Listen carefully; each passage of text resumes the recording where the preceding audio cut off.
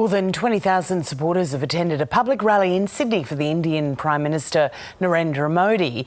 That's ahead of today's bilateral talks with Prime Minister Anthony Albanese. But not everyone is on Team Modi, with his critics both here and in India keen to ensure their voices are heard about the divisive figure leading what is now the most populous nation in the world. Joining us to share his take on it all is Sydney community radio broadcaster Manbir Singh Kohli. Manbir, a very good morning to you. Good morning to you, Michael, and what a pleasure to talk to you. And a pleasure to talk to you as well. Let's start with those amazing pictures from the rally last night. It's clear that certainly in a large portion of the Indian-Australian community, Narendra Modi is a very popular figure. Absolutely. He's a charismatic leader. He's one of the most popular leaders that India's had. One of the most charismatic prime ministers who's made a big impact on India. So what is the cause for this support by his supporters? Why do people like him?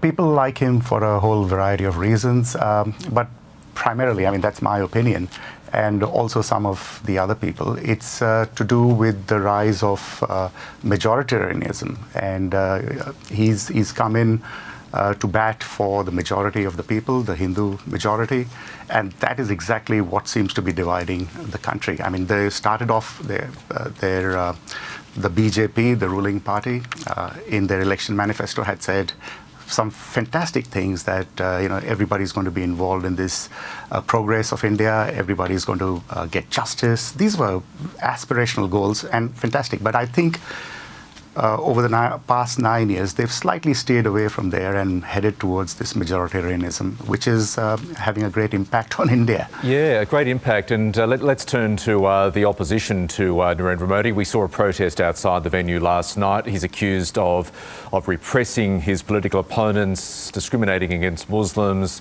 repressing the media. He's accused of rewriting history books to remove or downplay Mahatma Gandhi's role in India's history. So there are serious concerns about him, aren't there?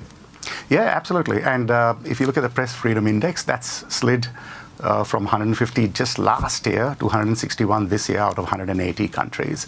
There have been Human Rights Watch reports that talk about that minorities are being discriminated against, and obviously there's always two sides to that story. But yeah, those kind of impacts are negative, and they are having a divisive effect on the country. Yeah, and how much of a role is social media playing, in your view, in fanning the divisions on both sides of the divide?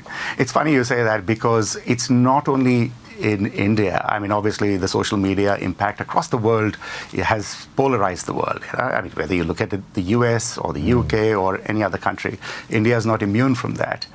But it has also traveled to the expat communities here. And when I came to this country 25 years ago, it was one cohesive Indian group, but now there are splinter groups.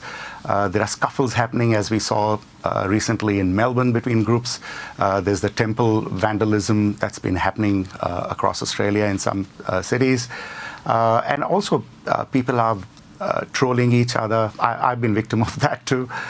So social media, of course, it's a great tool which the BJP and some parties have used to full effect, but it's also had a tremendously negative effect, I think, on the polity of India.